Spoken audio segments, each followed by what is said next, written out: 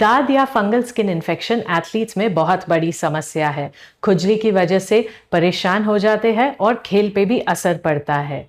खिलाड़ियों में fungal skin infection के कुछ मेजर टाइप्स देखे गए हैं, जैसे कि टीनिया पेडिस, जिसे कॉमनली एथलीट्स फुट भी कहा जाता है, जिसमें इन्फेक्शन पैरों पे और टोज के बीच में देखा जाता है।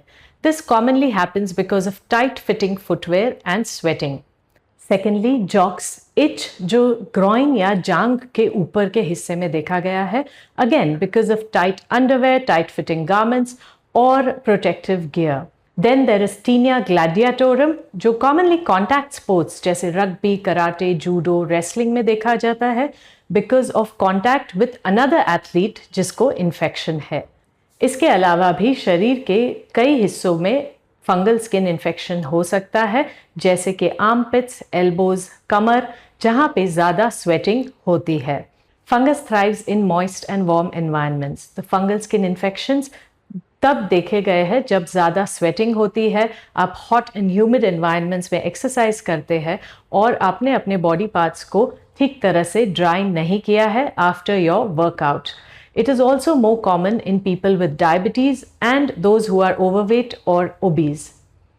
फंगल स्किन इन्फेक्शन से खुजली होती है और स्किन पे ओवल या सर्कुलर लीजन्स हो जाते हैं with a classical red border and scaly appearance. Fungal skin infection is fully treatable, तो अगर आपको ऐसा रैश आया है तो प्लीज़ आपके डॉक्टर को कंसल्ट करें। They will usually start you on a course of anti fungals. These can be in the form of tablets, creams and ointments or dusting powder. Treatment कम से कम 2 हफ्ते के लिए होता है and depending on your response and the size of the lesions, the treatment may continue for longer.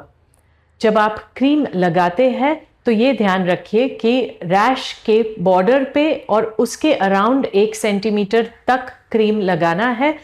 I usually recommend कि legion पूरी तरह से साफ होने के बाद भी आप कम से कम 1 हफ्ते तक क्रीम लगाएं ताकि आपको रेकरेंस ना हो। इसके साथ ही make sure you wear loose fitting garments on the area which is affected. अगर आपको एथलीट्स फुट हुआ है तो loose footwear as well as moisture absorbing socks are recommended. यदि आप केमिस्ट से या दुकान से कोई क्रीम लेते हैं तो ये ध्यान रखिए कि उसमें स्टेरॉइड नहीं होना चाहिए। Please do not use steroid creams to treat fungal infections. उससे इन्फेक्शन और भी बढ़ जाता है और ट्रीटमेंट रेजिस्टेंट हो जाता है।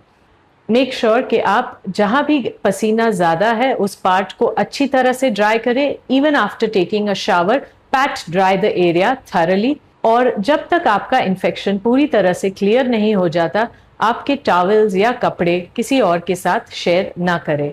तो राइट स्टेप्स और राइट ट्रीटमेंट फॉलो करने से आपका फंगल इन्फेक्शन पूरी तरह से ठीक हो सकता है।